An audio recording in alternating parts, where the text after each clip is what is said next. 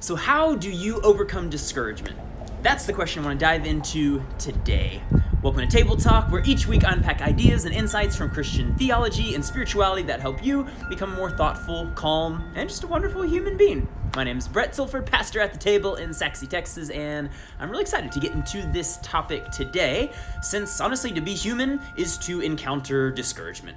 So we've all been there, right? You're humming along, things are falling into place, they're going your way, when suddenly, boom, it hits you. Discouragement, obstacle after obstacle. Maybe it's a conversation with your spouse or your boss or a child. Perhaps it's just negative feedback you receive.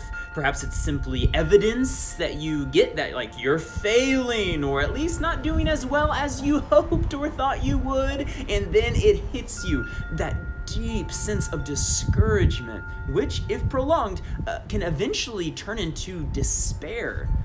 The great Christian spiritual writer Thomas Merton, he speaks to this and what's going on in the soul when he wrote these words in the book New Seeds of Contemplation. He said, "In every man there is hidden some root of despair, because in every man there is a pride that vegetates and then springs weeds and rank flowers of self-pity as soon as our resources fail us.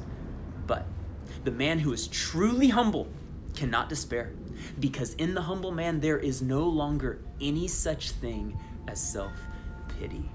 What I think is so brilliant about Merton's quote, and do forgive his very male-centric language, he was writing a long time ago, but what's genius about his insight is that discouragement is actually a manifestation of self-pity, the sense of, oh, poor me, my life's so terrible, which itself has roots of a certain pride, right? We're shocked when we fail.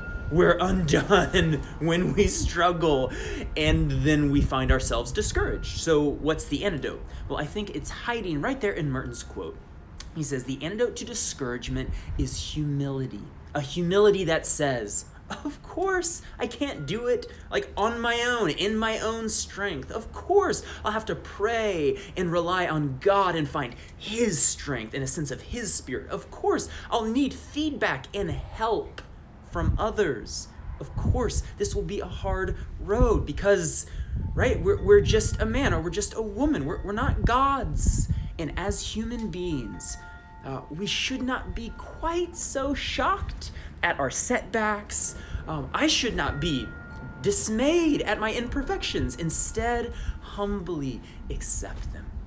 And even after a while, we might even go beyond that and begin to thank God for them. Because honestly, it's making us better. We're learning, we're growing, we're becoming better. And then what's the next step? We move forward. We don't wallow in self-pity. We don't try to draw others into our drama and have them feel real bad for us. Instead, we simply name what we're feeling, and then we embrace humility, and then we move forward, trusting that as 1 Peter 5:5 says, God resists the proud, but He gives grace to the humble. Well, that's all for today. If you enjoyed this video, please like it, comment, share it with a friend. And to ensure you don't miss future episodes, go ahead and subscribe to my YouTube channel by searching Brett Tilford. Grace and peace.